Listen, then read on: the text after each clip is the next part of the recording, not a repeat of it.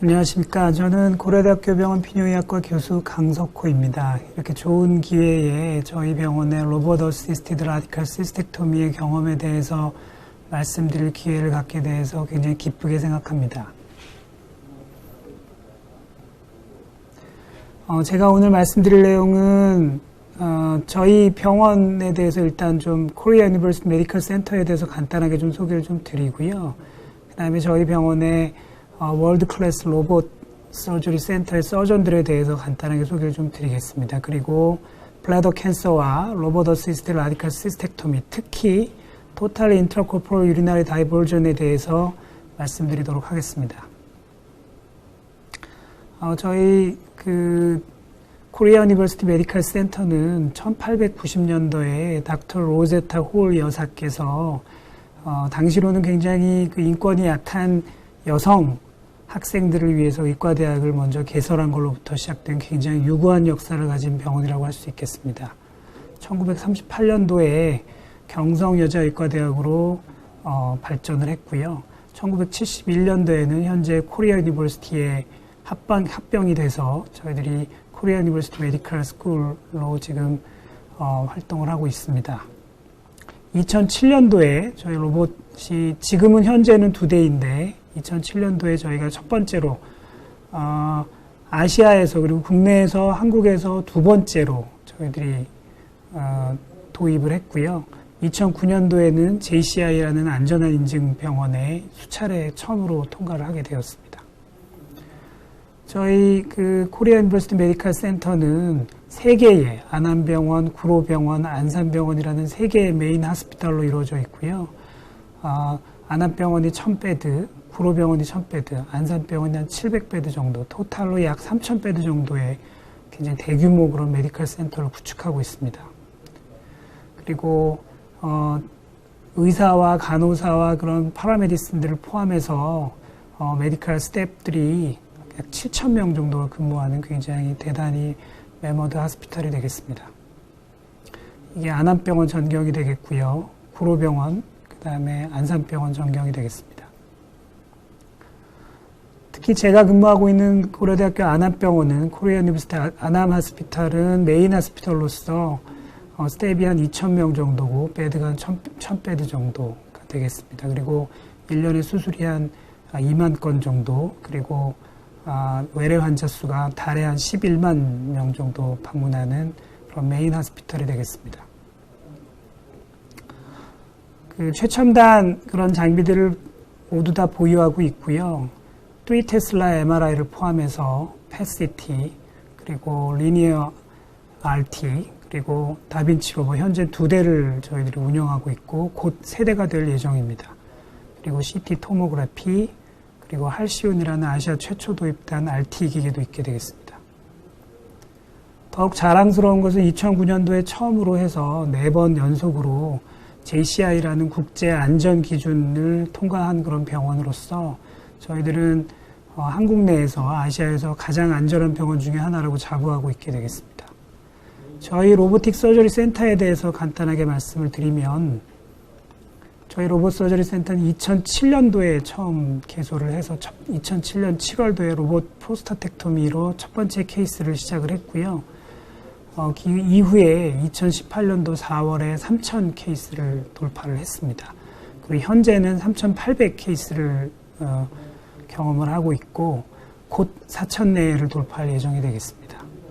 저희 로봇 서저리 센터는 이렇게 해가 갈수록 점점 더 볼륨이 증가하고 전 세계에서 많은 환자들이 저희 병원에 내원하여 좋은 치료 결과를 가지고 돌아가시게 되겠습니다.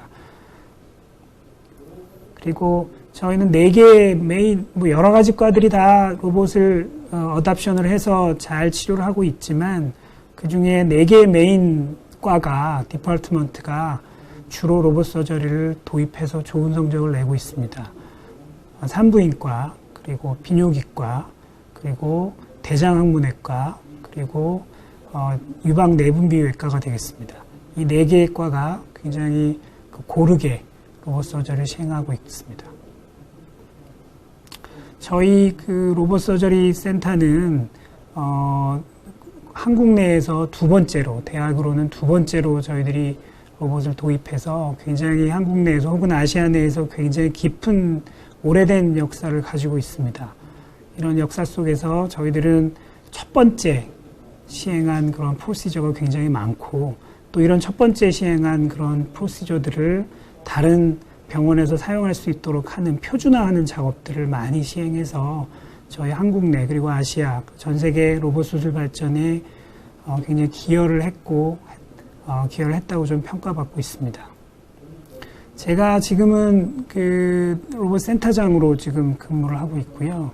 저희 비뇨기과에서 저는 주로 방광암, 그리고 전립선암, 신장암에 대해서 수술을 하고 있고, 특히 방광암 분야에서 로봇 수술을 도입해서 여러 가지 그런 TV 매체라든지 아니면 베스트 닥터로도 주요 페이퍼에서 많이 선정이 좀 됐습니다. 그리고 학술대회에서도 많은 수상을 좀 했고요. 그리고 저희 분야에서 첫 번째로 2007년도에 아시아, 한국에서 최초로 그런 로봇 시스텍토미와 네오블레더 케이스를 저희가 최초로 시행을 좀 했고요. 또한 확장형 임파선 절제조, 익스텐디드 펠빅 림프노 다이섹션 로봇으로 저희가 첫 번째로 보고를 했습니다. 그리고 총체내 요로 전환 수리한 것도 저희가 첫 번째로 보고를 했고요. 첫 번째로 100케이스를 돌파했고 현재는 200케이스를 돌파한 상황입니다. 또 다른 그 대장학문외과 콜렉탈 서전 우리 닥터 김선한, 닥터 김진 프로페서가 계신데 이 두 분들 역시 세계 최초 스탠다다이제이션을 많이 기여를 하신 분이 되겠습니다. 2007년도에 세계에서 최초로 First Single Stage Totally Robotic Rectal Surgery, 렉탈 캔서 서저리를 시행하셨고요. 이것이 인투이티브사, 로봇 서저리사에서 CD로 제작이 돼서 많은 분들에게 스탠다다이제이션 그런 모델로 지금 시행받고 있고요. 그리고 로보틱 서저리가 기존의 그런 라파로스콥 서전에 비해서 굉장히 훨씬 더 좋은 성적을 보인다는 세계 최초의 그런 리포트도 하였습니다. 이비인후과와 그 플라스틱 서저리에서는 첫 번째로 그 유방 재건, 브레스트 리컨스트럭션을 첫 번째로 로봇으로 시행을 했고요. 국내에서 가장 많이 사용을 하고 있습니다. 그리고 사이로이드 캔서 수술도 톨트라고 해서 트랜스 오랄 로보틱 서저리를 세계 최초로 시행해서 많은 그런 케이스를 경험을 하고 있습니다. 그 외에 산부인과의 프로페서 송재윤 그리고 헤파토빌리아리의 프로페서 유영동 교수님께서 훌륭한 그런 로보틱 서저리의 멤버로 계시고 있습니다. 저희 로보틱 서저리 센터의 그런 자랑 중에 하나는 세이프티가 되겠습니다. 저희가 JCI도 통과를 했지만 보통 로봇 서저리를 하다가 오픈과 라파로스콥 서저리로 컨버전 되는 레이트가 보통 한 1, 2% 정도 되는데 저희는 0.1% 이하로 매우 안전하고 수술 중에 3,000례 중에서 단 한 케이스도 메이저 베스큘라 인저리나 이머전트 컨버전이 없는 응급 상황이 없는 매우 안전한 수술을 하는 병원으로 알려져 있습니다. 다음으로는 블라더 캔서와 로봇 시스텍토미에 대해서 말씀을 좀 드리겠습니다. 유럴로지의 캔서는 키드니 캔서, 블래더 캔서, 프로스테이트 캔서가 메인이 되겠습니다. 저는 오늘 블래더 캔서에 대해서 주로 말씀을 드릴 거고요. 블래더 캔서는 주로 60, 70대에 주로 많이 생기게 되고 남성 중에는 전 세계적으로 4위에 해당하고 여성 중에는 10위 밖에 조금 드뭅니다.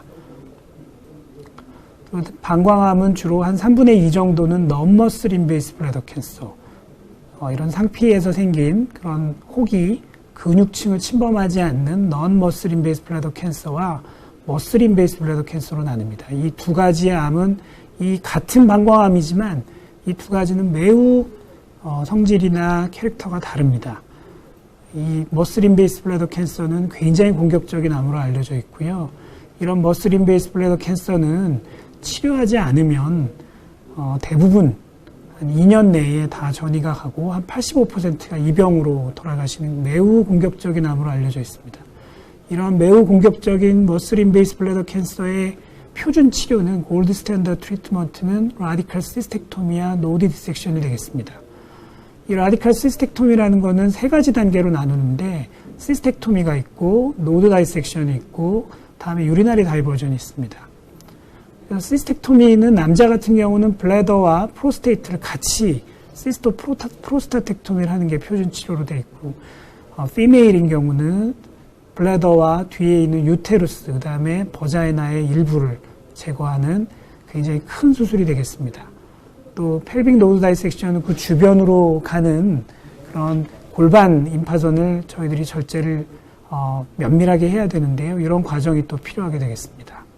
노드 다이섹션은 이렇게 다리로 가는 혈관이 양쪽에 있고 대동맥이 있다고 보면 보통 요 다리에 있는 부분만 주로 하다가 요즘은 이렇게 대동맥, 대정맥까지 다 올려가지고 많이 넓게 시행할수록 환자가 생명의 그런 더 연장의 그런 기회가 있기 때문에 이것도 굉장히 중요한 넓게 그리고 많이 되는 그런 수술을 하게 되겠습니다.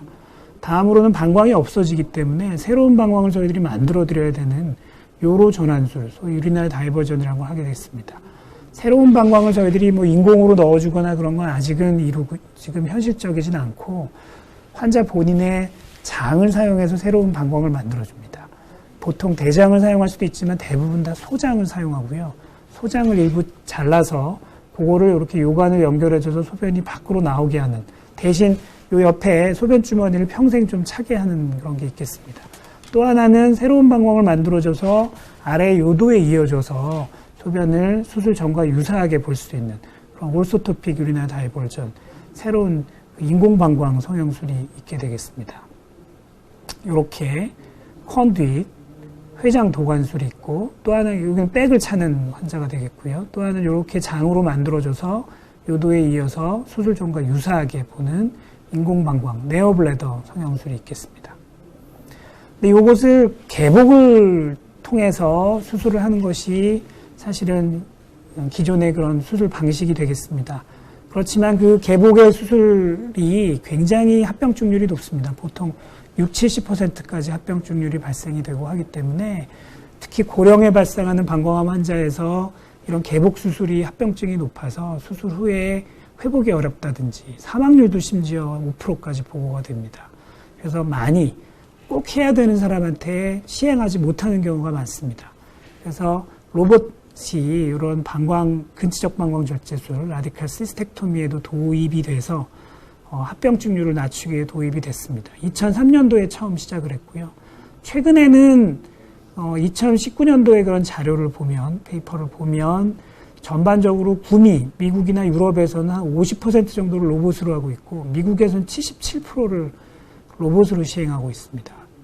근치적 방광 절제술로 로봇의 시대로 빨리 옮겨가고 있습니다. 또 장을 만들어주는 그런 유리나리 다이버전 그런 프로시저도 예전에는 이렇게 밖으로 빼가지고 장만 만드는 거를 이렇게 밖에서 빼서 다시 이렇게 하는 하이브리드 방식으로 엑스트라 코포리얼 다이버전을 했는데 지금은 요즘엔 배 안에서 다 유리나리 다이버전까지도 로봇으로 시행을 하고 있습니다. 무슨 말이냐면 아까 방광 절제술, 시스텍토미와 노드 다이섹션은 로봇으로 하고 이 장을 만들어주는 과정은 사실은 장을 자르고 입고 하는 걸 로봇으로 하는 게 굉장히 어렵기 때문에 시행을 잘 못하고 있다가 최근 하이볼륨 센터, 하이 익스피리언스 센터를 중심으로 이런 유리나리 다이버전도 로봇으로 다 하는 그런 것까지도 저희들이 이렇게 발전을 하고 있습니다. 그래서 왜 그런 게 중요하냐면 개복의 합병증률이 이렇게 64%, 주요 합병증률이 15% 이렇게 매우 높은데 이 합병증의 대부분들이 장을 만드는 과정에서 나오게 됩니다. 방광을 절제하거나 노드 다이섹션을 할 때는 합병증률이 이렇게 높지 않은데 장을 만드는 과정에서 개복으로 하면서 장이 바깥에 노출되면서 합병증이 생기는데 그 부분을 로봇으로 하지 않기 때문에 로봇의 장점을 극대화할 수가 없었습니다. 그래서 이렇게 배 안에서 장이 밖으로 노출되지 않고서 배 안에서 모두 다 로봇으로 하는 그런 토탈리 인트라코포럴 다이버전은 밖에서 빼서 하거나 개복에 비해서는 장 관련 합병증이 좀 적고요. 장이 밖으로 이렇게 나오는 순간 띵띵 붓고 이리마가 많이 생기고 플루이드가 많이 고이게 되고 수술 후에 그게 회복이 적게 됩니다. 이런 부분들을 다 로봇으로 하게 되면 그런 장 관련 합병증이 많이 줄게 되고 또 로봇으로만 구멍만 몇 개 뚫어서 하기 때문에 상처가 전혀 없습니다. 그렇기 때문에 페인도 적고 그리고 상처가 벌어진다든지 잘 안 아문다든지 흉터가 생긴다든지 이런 것도 역시 없습니다. 그리고 또 장이 우리 몸 밖에 노출됨으로써 단지 장 기능이 떨어진 것만 문제가 아니고 우리 몸의 전체 면역에도 영향을 주는 걸로 되어 있습니다. 이런 면역력에도 회복이 되고 대사 이상도 오지 않고요. 이런 여러 가지 정말로 진정한 그런 최소 침습적 수술이 될 수 있겠다고 할 수 있겠습니다. 저희들이 보고한 그런 결과에서도 그런 인트라코퍼럴 다이버전이 훨씬 더 합병증을 줄일 수 있는 것으로 나왔고요. 전 세계적으로도 그래서 인트라코퍼리얼 그런 그 다이버전의 율이 이렇게 증가하고 있습니다.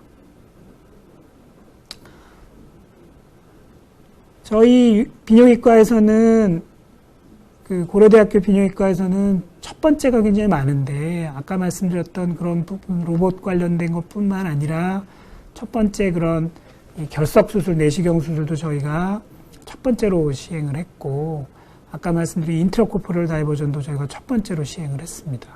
그래서 지금까지 저희들이 한 185개 정도를 시행을 했고 인트라코퍼럴 다이버전은 한 115개 정도로 저희들이 경험을 했습니다. 이것은 아시아뿐만 아니라 한국에서 가장 저희들이 많은 경험을 한 거고요. 전 세계적으로도 5손가락 안에 들어가는 그런 경험이라고 할 수 있겠습니다. 또 첫 번째로 익스텐디드 노 디섹션과 인공방광 성형술, 네오블라더도 로봇으로 한 것을 보고했고 그리고 총체내 요로조란술도 보고를 했습니다.